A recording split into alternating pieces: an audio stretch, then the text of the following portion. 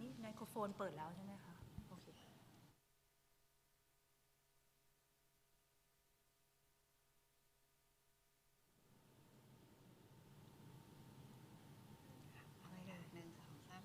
สวัสดีค่ะสวัสดีค่ะ Good morning everyone. Welcome to PTT EP results for the first quarter of 2019. And as usual, we will start with key highlights first, and then we'll go through the industry trends, especially the oil price, which is very volatile.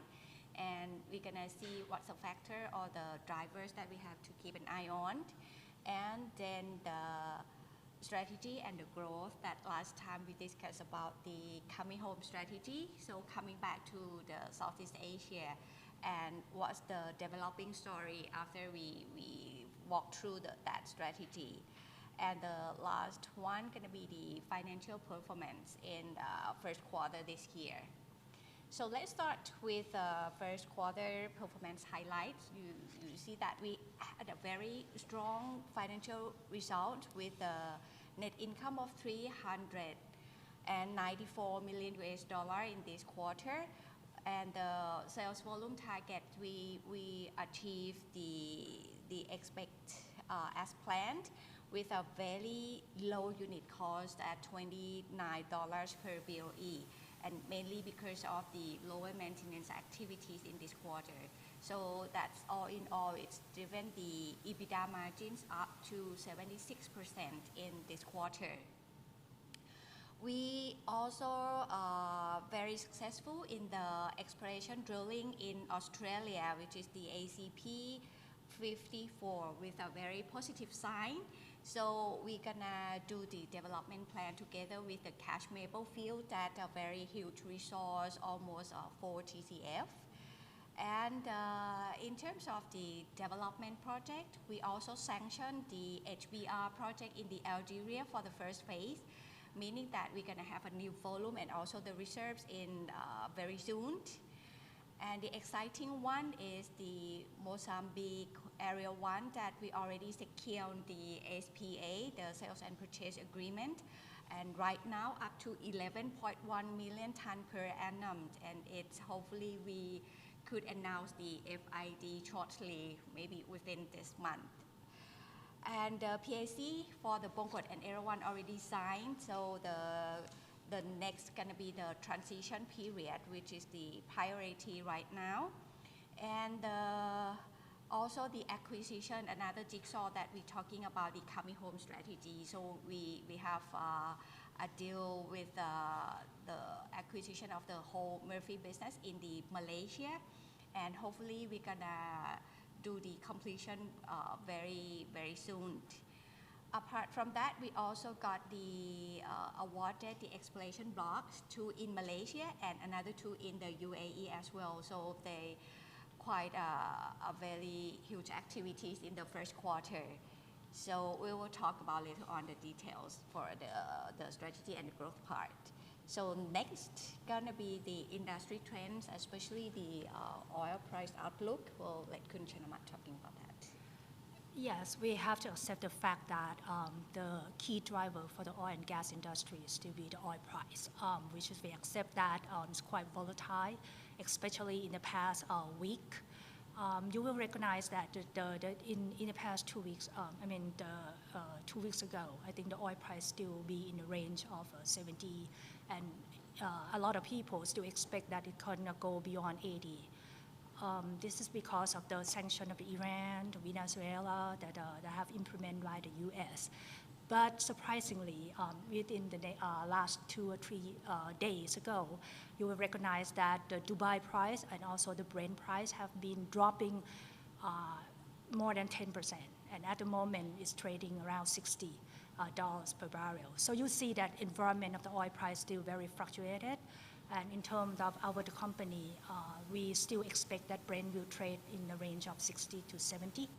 And there was some of the key things to watch. And the thing is, a lot of people still worry about the global economy especially for the trade war that U.S. is going to implement to China, and now it's expanding to Mexico as well. So this is kind of the key watch that's going to be the key driver for the global economy, and how the people will be trust on the economy, and then going to affect to the oil price. But again, PTTEP still expect that in the 60 or 70 range. Coming to the strategy, which is going to be the part that I'm going to cover with as well. I think last time when we are in this event, I think we already talking a lot of things about the vision that we change. We have revised our strategy to be the expand and execute.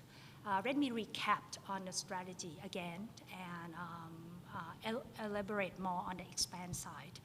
For the expand, strategy expand will be cover the three main things. One is about as Kun Kanchanan just recapped, that we are more focusing on the coming home strategy. Coming home strategy, which means that in the past, 2 or 3 years ago, PTT have been operated in many countries, like Australia, like in Canada. Right now, we have minimized all those activities in those countries, and then we come to refocus more on the Southeast Asia.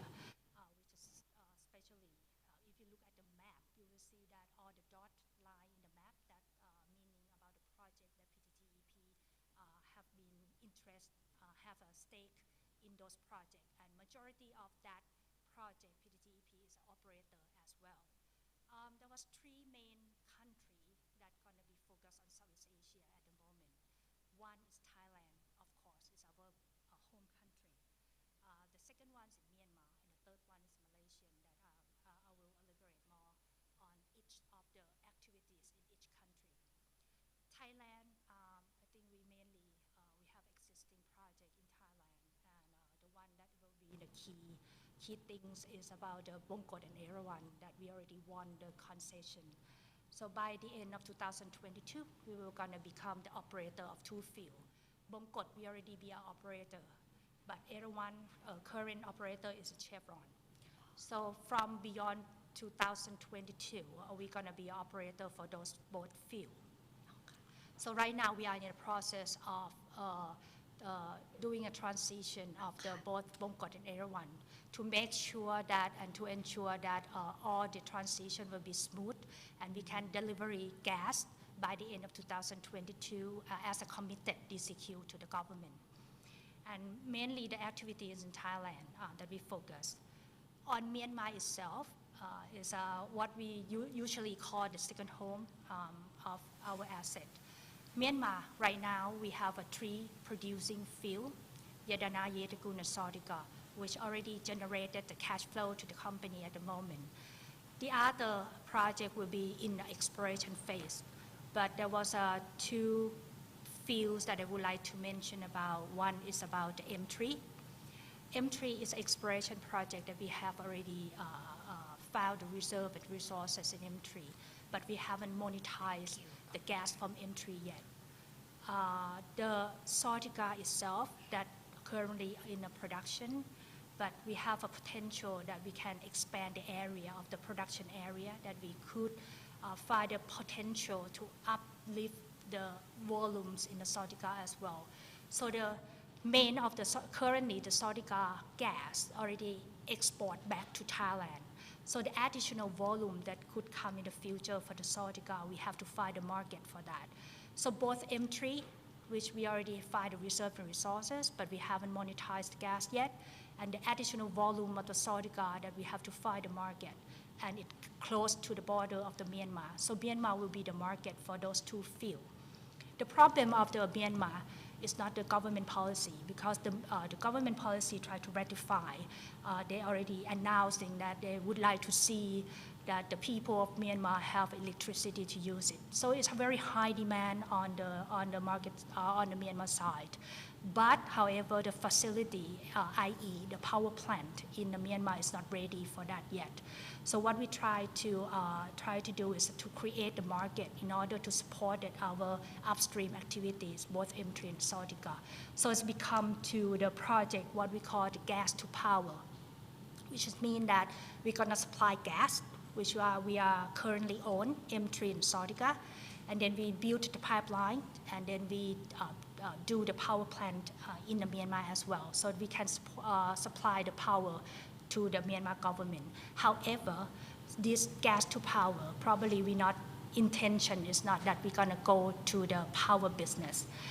We are in a deep discussion with the stakeholder, the people who are going to involve in the gas to power business, including the one who going to do the power plant, which right now we are in discussion with PTT subsidiary, and one of it is GPSC. They might have to be operated, the power plant. We are still concentrated in what we exported, is mean that do the upstream part. And this is called gas to power. That's another potential investment or potential project that could become in Myanmar. Rather than that, we still have some couple of well that we expect that we could find some substantial reserve and resources, and that's going to be in the deep water of the Myanmar. That's called MD7. I think the result of those wells will coming soon, and then we're going to announce the result if we can find the reserve, some of the reserve on that. So that's a Myanmar. Moving on to the Malaysia, there's going to be another cluster that we will be focusing on that country. So after acquisition of the Murphy, we become the third largest company who owns the reserve and resources in Malaysia, followed by the second two, the Petronas and the Shell, and then PTTEP will become the largest one who own the reserve in Malaysia. So Murphy is a very good acquisition that we think is going to be a lot of benefit to PTTEP. If you recognize that we have get into the Malaysia for quite a while. We own some exploration block near the Sarawak and Sabah, Sarawak area. Those exploration projects, I mean, after we acquired the Murphy, where they have a very good balance of the portfolio. They have a producing asset. They have 5 fields. 2 of them is producing that can generate the cash flow to the company. We can recognize their reserve and resources after acquire. And then the other 1 field, there's going to be a development project that could become to be start up to become the production in 2021, 2022. We're going to have another additional volumes from the Murphy as well, and another 2 exploration field. So with the combination of the Murphy itself and with our existing exploration, so if we can find some reserve resources from if we successful in the exploration in our those 2 or 3 blocks that we owned earlier, we can then monetize those gas to the pipeline where the Murphy already have existing facility, very well infrastructure that well prepared for our those exploration field. So this quite a very good combination after we acquired the Murphy asset. And that's more of the activities that we're going to focus on those 3 countries that we're focusing on. That's more on the key activities for expand site. For the executed, the strategy, I think we're more focusing on a couple of things. One is to maintaining the production volume from the existing project, and have to be a volume as we committed or as planned it. The second thing that we try to maintain a competitive cost in order to be competed with the others, and we try to be a low-cost operator. The third one is how to transition, that I've already mentioned about it. It's a transition of Bongkot and Erawan that currently we already signed the PSC in the beginning of this year.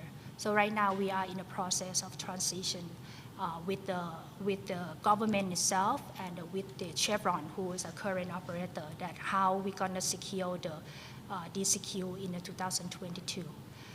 The fourth one that we are very focusing on as well on the executed strategy is how to accelerate the FID project.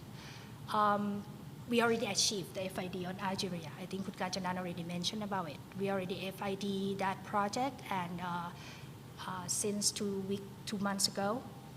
And the production from those one will come into the production in 2024. The another project that we are waiting to FID is Mozambique, which Kutkajanan already say that we already completed about the SPA. We're ready to go. 80% of the production capacity already secured by the long-term LNG contract.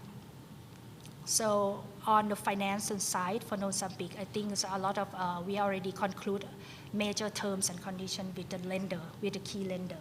So the project finance is not, is well to go. So both of the SPA, both of project finance already ready to sign. So I think we are, Anadarko will prepare to FID by the end of this month. That's what Anadarko have been announced in the LNG conference in China lately. Another area that we would like to focus on the execute function is about the drilling, because company still believe that organic growth will be higher to maximize the values of the oil and gas. So have a very high margin. So we're still very concentrated in our exploration project. We'll be expedite all the drilling activities. To this year, we will drill about 9 wells.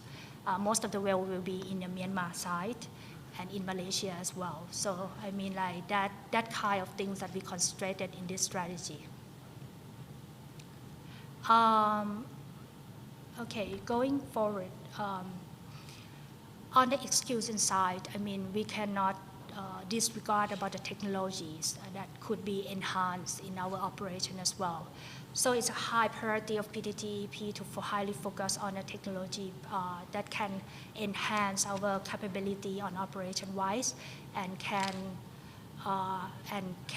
as well as can lower the operating costs as well.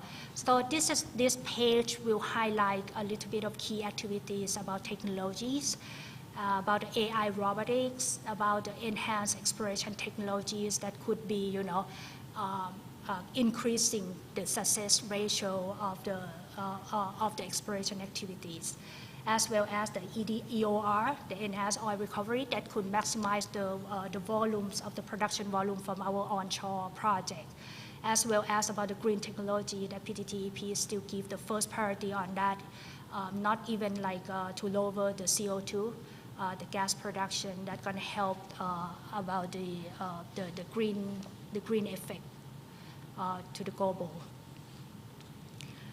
Moving on to, a lot of people said, okay, you've got a strategy, you've got a lot of activities to do it. So what we can expect it for PTTEP in, going forward. So what we are looking for ourselves, that we foresee that by 2030 and in the 10 years time, we would like to target ourselves to maintain our RP ratio at the 7 years. And as well as the production target.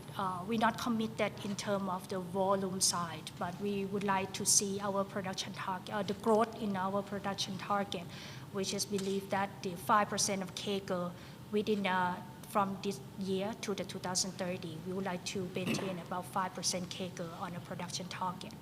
And that's going to be 2 areas that PTTEP have been targeting, both in the reserve side and both in the production side.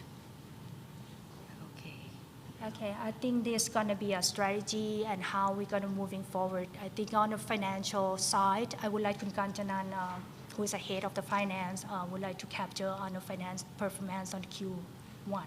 Okay, thank you, Kanchanamat. So coming back to the financial results in the first quarter, so a bit in details. In terms of the revenue side, you'll see the sales volume in the first quarter. It's pretty much the same as Q4 last year. And I would say a bit lower because of our key project, the Bongot South shutdown. However, there's the higher volume in the nomination in the Arctic project and the crude sales in the Algeria project as well. So basically, in terms of the sales volume, if you're gonna see for the whole year in 2019, as we just discussed about the acquisition of the Murphy, you'll see the completion, let's say it's gonna be completed very soon, let's say the half of the year. So the upside of the sales volume gonna be add on in 2019 around 25K BOED for the whole year. And in terms of the selling price, you will see the gas price in this quarter is still strong, was at $6.9 per MMBTU, while the liquid price is a bit lower. So that's why the weighted average selling price was at $46 in this quarter. And in terms of the volume mix, still remain the same. The 70% gas and 30% of the liquid. And if you see the price for the whole year, the gas price still remain pretty much the same, around $6.9 to $7 per MMBTU for this year. In terms of the unit cost in this quarter, it's pretty much lower at $29 per BOE, mainly because of the lower activities. But if you see that's a normal cycle for the first quarter, that we're going to have a very low maintenance activities. So if we look at the whole year, the unit cost would be in line with the higher the maintenance activities. And also in the second quarter, we will have the one-time provision in terms of the retirement fund. So the whole year we see around $31 per BOE. And in terms of the cash flow, you see the EBITDA margin in this quarter was 76%, which is very high. And given the oil price around, let's say, 60 to 65, the operating cash flow would be more than $3 billion US dollars. So to recap the guidance, again, if you see the sales volume in the second quarter, it's going to be higher comparing with the first quarter because of the Bongkot South going to be resume the operation and coming back to the full capacities. So you will see a higher in terms of the sales volume. And the full year, as mentioned earlier, we have the upside from the Murphy acquisition once it's complete. And the gas price still strong, around $7 per MMBTU. And the unit cost you will see in the second quarter, it's a higher comparing with the first quarter, that very low because of the in line with the maintenance activities, and also the one-time cost that I mentioned earlier about the retirement fund would be around $20 million US dollar in this quarter, in the second quarter. But however, for the full year, we still see around $31 per BOE. And EBITDA margin still in the range of 70 to 75%. So because you see a lot of the developing story in the first quarter in terms of the strategy, the deals that we've done with the Murphy, the development project like the Algeria that we already sanctioned, and maybe coming with the Mozambique, and also the PSC of the Bongkot and Erawan already signed. So we plan to announce the latest update in terms of the capex plan for the next 5 years, and also the sales volume guidance as well very soon, hopefully in July. So that's a recap for the financial performance together with the strategy and the growth story in this quarter. So if you have any questions, please feel free to ask.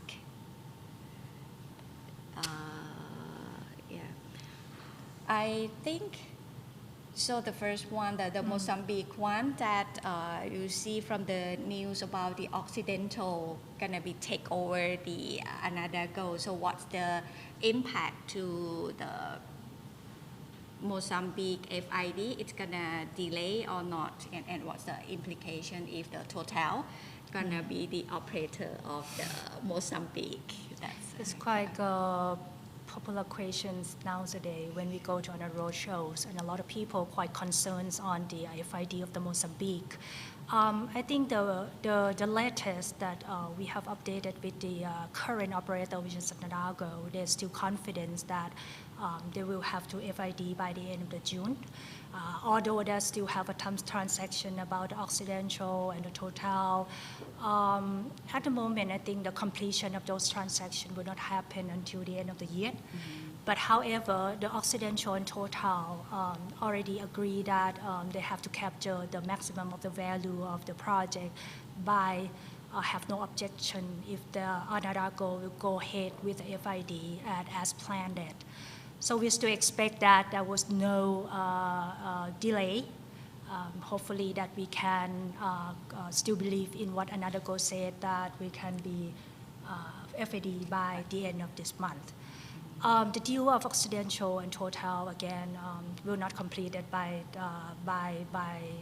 that fast. It should be complete by the end of the year. And whether gonna be Occidental or Total, I think as a partner of the project, we don't have any concern on that, especially if Total will come to be operator on that country. I think it's more benefit for the whole partner as well, since the Total is very keen on the deep water, and as well as they have a lot of asset in the present asset in Africa. So I mean, either going to be Anadago, Occidental, Total. I think we have no concern on the operation side. Okay, yeah, thank you. So I think the next question, because of we have a very strong financial performance, and given the strong balance sheet, as you can see, a lot of cash that's sitting on our balance sheet, even though after we pay for $2 billion and the operating cash flow is very high. So is there any potential to increase the dividend payout for this year? Yeah. Okay. The dividend, I will recap again that our policy, the dividend policy, will pay not less than 30% of the net income.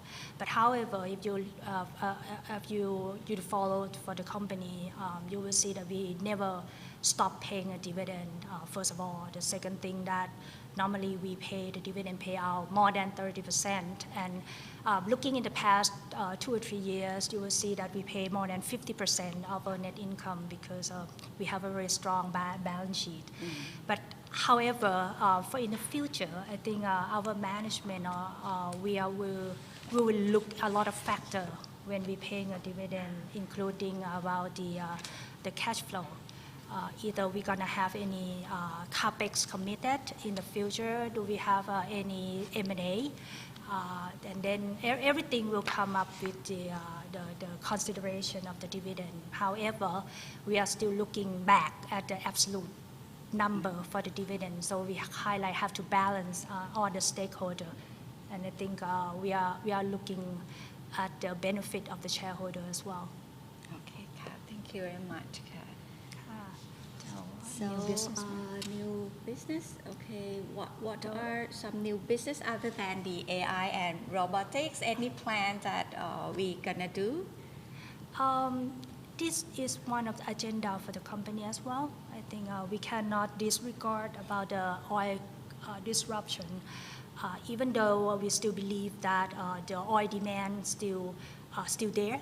And I think we're talking about disruption of the oil, or nobody gonna use oil in the next 10 or 20 years. We don't think that we're gonna believe that. The portion of the oil probably will be less, but with the higher demand of the global demand, still oil and gas still be a main energy sources.